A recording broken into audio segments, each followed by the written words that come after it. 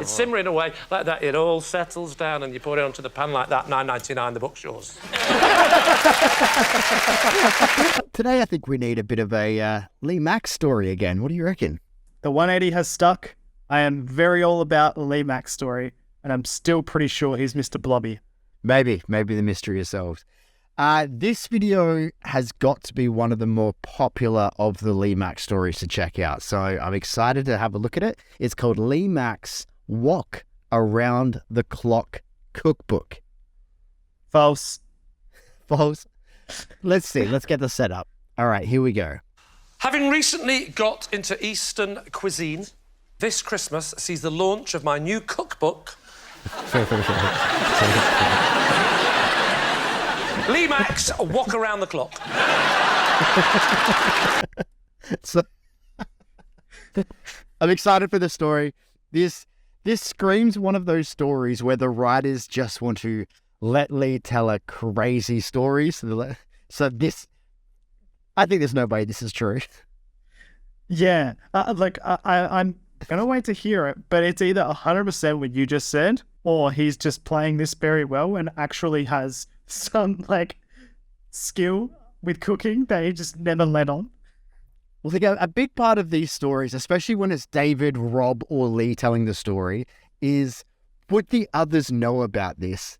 So if he's been working on a book because he's really into the cuisines, they would know about it, or they would at least know that he is really into cooking or that kind of stuff, which he may be. So that may help him with his lie, I think it is. But all right, let's find out some information. But I think this is going to be like the Keys story, just a whirlwind adventure. David's so excited. David, give us some of the recipes from Wok Around the Clock. Shall I give you my favourite ones? Just your favourite 6 or 7. Okay. Well, I like quite simplistic because believe it or not, simplistic. So, raw pork. So sweet and sour pork balls is one of my specialities. How would you cook your sweet and sour pork balls? Well, I'll tell you exactly how I would cook my sweet and sour pork balls. For £9.99, you can find out. Did you go to the publishers with this idea? I went to Penguin because they're the only book publishers I've heard of. How keen were they? Because I have to say, if I was a publisher and you came to me, I wouldn't be interested. Well, ironically, Penguin didn't pick it up straight away. Yeah. Did you work in conjunction with a proper chef? Of course, I was helped a little bit. Who? By whom? It's a friend of mine, works at the Chinese restaurant. What's the name of this person? You wouldn't know him. Well, give it a try. Steve. Steve Jenkins. I've been going into the Chinese restaurant a lot recently.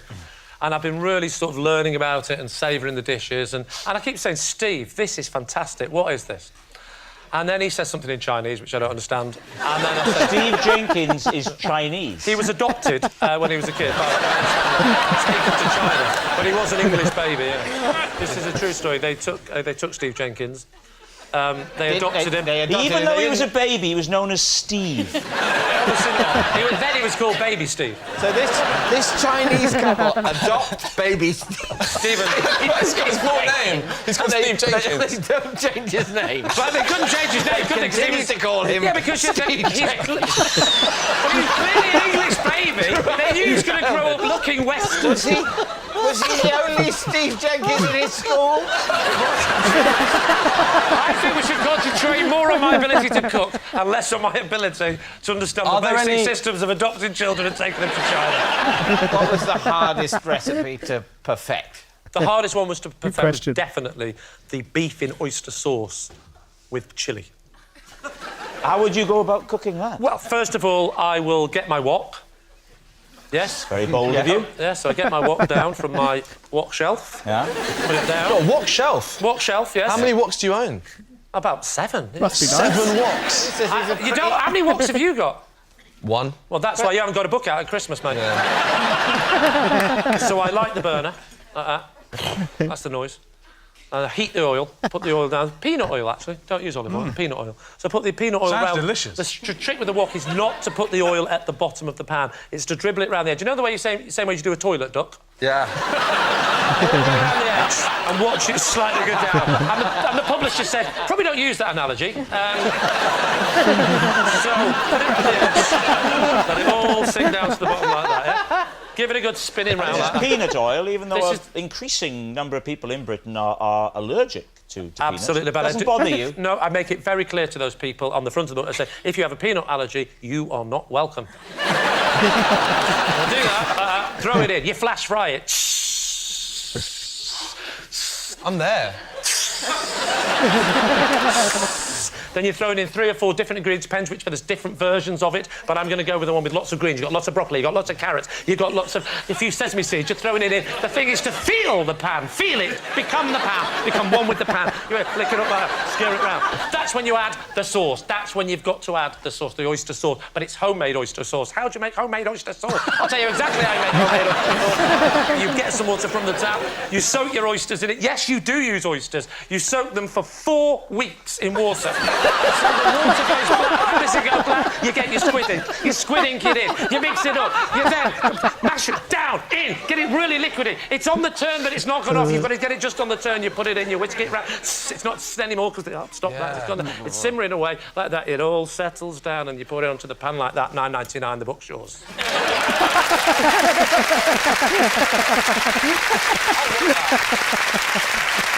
David, what are you thinking? It was very entertaining, but... What I love about the stories is that Lee Mack is known for his quick wit, and he was stalling so much in that story. He tried to come up with ideas, but then once he found a pathway where he could see some comedy, he just the confidence went up to 11, and he just charged with that story. And it was a very entertaining story that is 200% not true. Oh, absolutely.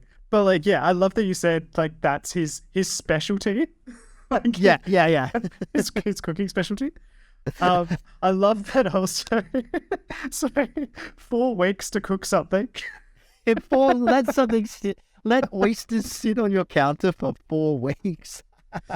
I'm pretty sure I heard what he said, but just so that you can tell me again, what was his signature dish that was the most complicated to cook? It was something in oyster sauce with chili. Beef, wasn't it beef? I think it was beef, yeah. Yeah, where was the beef? Yeah, and no beef that's in right. it. Yeah, there was or no chili. Beef. There was, plenty of peanut oil, all the greens you need, and sauce. Then 4 weeks old oyster sauce, $9.95, all yours. Sir, I'm sorry, there seems to be a lack of beef in my beef satay. Or chili. Beef eaters are not welcome here. Yeah. His sign is just a whiteboard. We're just going to or a blackboard. It's just scribbled out.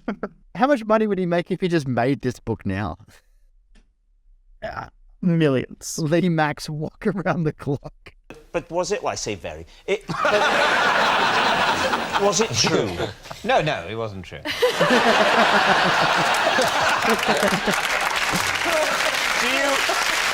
Do you need a little time to discuss this with your team? No, I know.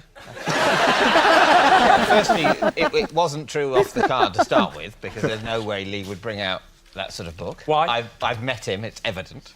But what? He then went on to make it less You don't know plausible everything about me, David. that your collaborator in this book is a man called Steve Jenkins, who was adopted as a baby in this country, taken back to China. Not for long. No, for his whole childhood. No, he said they came back to Britain. Yeah, but when he was an adult. Or when he's an adult. Yeah, otherwise he'd have been able to speak English now, wouldn't he? How did you write a book with a man that only spoke Cantonese? Well, we had an interpreter. Chinese fella called Brian Smith. I feel incredible, man. Incredible as in not credible. So we're saying it's a lie. Well, the audience are on tenterhooks. Lee, was it the truth? See, there's a slight part of me now thinking, I could actually bring this out. It's alive. Great story. It's a lie. Lee hasn't written a cookbook called Lee Mack's Wok Around the Clock. I do love when Lee reads out a story that's so ridiculous, and you just see on David's face, he's just like, Here we go. Like, I can't wait for how ridiculous this is going to get. Oh, God. Imagine a buddy cop show with those two. Yeah, I know. Well, they've both got TV shows that I'd like to check out. That's been around for a long time. I think David stopped a while back, but yeah, we should check them out at some stage. Steve Jenkins, is that the name? Did you ever see Memento? Yeah. The name that's like written on his hand, like never forget Steve Jenkins. It's not Steve, but the surname is Jenkins. It is Jenkins though. Yeah, I was like, is it Steve? Now I can't picture anything else but Steve. I want to say Corey. No, it's not Corey. It's definitely not Corey. I'm looking it up. All right, we'll put it right there. Were we correct? We were. No, we weren't. Not correct. It is Sammy Jenkins. Sammy, of course. Back to this. Great story. I can see why this one was a top favorite. I really, really like that one. Not much analyzing there because it was never going to be true. It was just a classic story. Yeah. I'd love to know if he actually likes that type of cuisine, because like he couldn't rattle off a single other ingredient other than like a wok and vegetables. To be honest, I don't mind like those kind of meals, but he did a lot better than I would ever be able to do on the spot. Well, congrats, Lee Mack. You've not fooled us yet again and given us such a remarkable story to walk away from. Guys, what did you guys think of that video? Obviously, we liked it, but did you see, was there any doubt in your mind that there was a lie in that story, or did you think that there was some truth to it? Let us know in the comments, and please hit the like button so that we can make more content like this. And did you find little Alex Horn hidden somewhere in here? Let us know where it is. The first comment will be pinned to the top of the comments section. And guys, if you want to see more reactions just like that of Lee Mack and others from Would I Lie to You, hit on that playlist just up there. And we'll see you guys tomorrow for the next one. Bye, guys.